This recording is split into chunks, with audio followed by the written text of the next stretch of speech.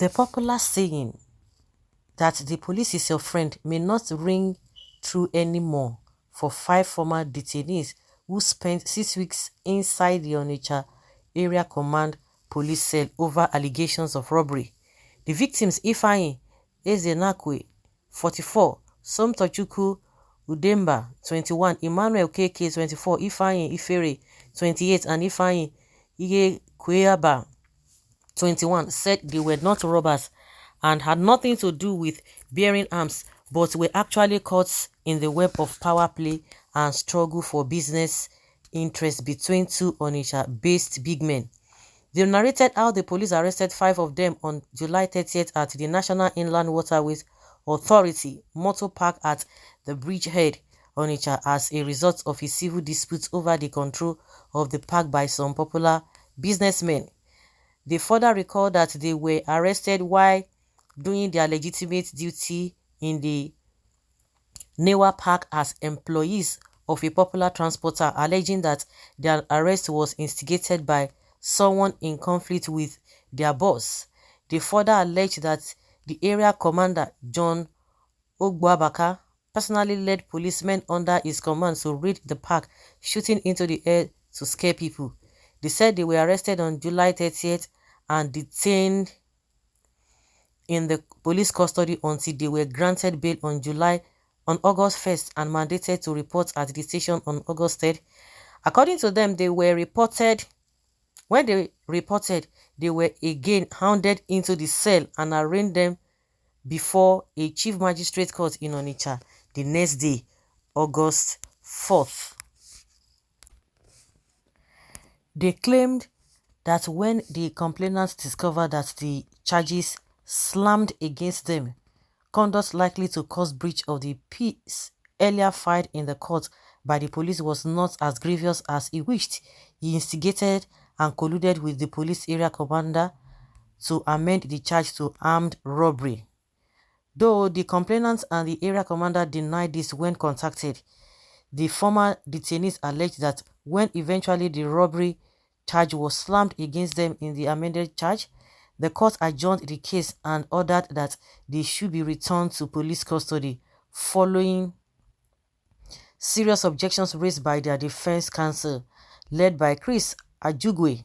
Following a petition by their boss, the state attorney general and commissioner for justice requested the commissioner of police in the state to forward the original case file to the office for legal advice in compliance with Chapter 10 of Administration of Criminal Justice Law of the State 2010 Section 161 of the extant law. However, following the application by Ajugwe, Justice Odili, sitting as a vacation judge in Awka High Court, granted the detainees bail in the sum of 1 million naira each, with 1 shorty each, but the area commander allegedly refused to comply with the court order when served on him until the intervention of the Commissioner of Police following investigation by some journalists who reached out to the Commissioner of Police through the Office of the Police Public Relations Officer.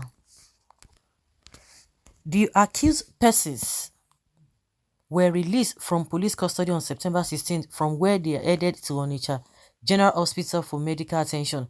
Speaking to journalists from their hospital bed at Onitsha General Hospital, they recounted their horrible experiences inside the police cell. Ezenakwe, who spoke on behalf of others, alleged that apart from contracting chickenpox, they also saw about 5 other detainees who slumped and died inside the cell as a result of severe torture that they were subjected to by the policemen.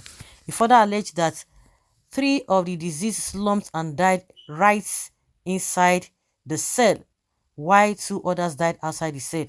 He explained that the kind of torture meted out to the detainees included shattering their legs with bullets, flogging them with iron rods and big sticks, as well as slapping and kicking them.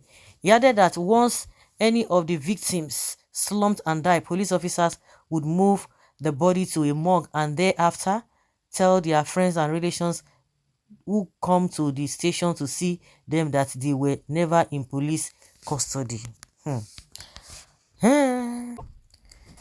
He recalled in particular that out of the 5 detainees they counted dead while they were still in detention, 3 of them slumped and died in the presence of everyone right inside the cell. One of the last deaths that rattled the police was when an indigene of Onitsha was arrested, brought to the station and tortured in like manner. He slumped and died at 2 a.m. and when his relations came to the station the next day to ask after him, the police started wagging their tongues and the bereaved family vowed to get to the roots of the matter. Our stay at the police cell was terrible and the taste of hellfire. For an offense we did not commit, we were dumped in the cell and starved thoroughly, except on rare occasions when we were served with moi moi and polluted water. Can you imagine? Polluted water. He said they didn't allow our family members who brought food for us to have access to us with the food inside the cell except they bribed the police, and this was our fate until we breathed the air of freedom from the cell where contagious disease were spreading, he lamented. When contacted for his reaction, the Onitsha area commander, John Ogbuabaka, denied all allegations against him by the former detainees and also exonerated the complainants of any complicity and inducement in the matter, though he admitted that a detainee died in the cell within that period as a result of his medical condition when he was brought in. He said the 5 just framed those allegations to paint the police black. The area commander, who recently got promoted to Deputy Commissioner of Police, advised the parties to go and settle their matter, insisting that police only acted professionally in the matter without bias. But at the end of the day, he said they were armed robbers. Did you confirm or did the court judge them that or pass judgment on them that they were armed robbers? Said they should go and settle. You did what professionally. So you think the people will be, you are going to be believed more than the people. It is not only 1 person, 2 persons, not 3, not whatever. Many people, uncountable people have been saying the same thing over and over again. We say they just want to paint the police black. Well, he said, let them go and settle their matter. Somebody hired them as thugs to go and eject the complainant from the park. I think they had a partnership over management of the park. But along the line, one obtained a court order. I think he fixed that the other man was not giving proper accounts of the park, and the court ordered him to give proper accounts to his partner and report back to the court. But instead of these people to wait for the reports of the revenue they were generating, they simply carried thugs to the place and wanted to eject the man forcefully. They were armed with dangerous weapons and forcefully collecting money from the workers. They were properly arrested and charged to a magistrate court on holding charges, but their lawyers made a presentation that the case was not robbery, but the magistrate remanded them in police custody. But they could not wait and wrote to force headquarters, and headquarters asked us to look into the case. In the interim, they also went to High Court again to obtain an order to release them, and they were released promptly. Their being detained here is by the order of the court and not by our own prompting. While in the cell, they may be fighting themselves inside, and I wouldn't even know. But we don't even have any case of disease outbreak or people dying indiscriminately in the cell as they alleged. Can you imagine that they were fighting themselves? Hi, police, they can lie. Hi, my goodness. Can you imagine this one? Someone say Igbos with propaganda against the police only on daily basis, even though they are the ones killing the police on daily basis. Una no dey tire. Please note that nobody takes you serious again. Like seriously? This one na real animal.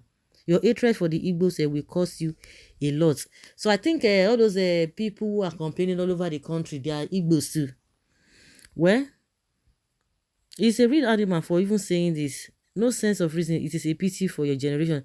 I am not from Igbo tribe. I take them more serious than any tribe in Nigeria because I don't even want to get lost. But as for you, you are completely lost in a full paradise. Ordinary animal from a very useless family. What you wish others will only one day visit you and your family. Fulani Esme, shame on you. Even in your 10th life, you can never measure up to the Igbo man. So continue your lamentations. Police, stop this evil. You have families and children also. Respect the referendum or the fundamental human rights of the East. I pray that Nigeria police should visit you and your entire families before this year runs out so that you will feel the pain and brutality. Yeah, of course, this will not go without being rewarded with a statement. Let what happened to these men and Igbo land and people by police happen to you and family in Jesus' name. If you complain when it happens, let the wrath of fall on you. Let the wrath fall on you and your family. For what you sow, you must reap. It's a oh my God. If God is for me, who can be against me? Okay, whatever you wish others who suffered out of hatred will surely come back to you. You see how unreasonable you can be? They are talking about what they passed through. Why insane? And you are busy thinking of Igbos. I decree and declare that everyone in your household must go to sell and spend 1 year and come back and tell. He will not even come back now. He will not even come back. So guys, let's hear your opinion and have your take on this.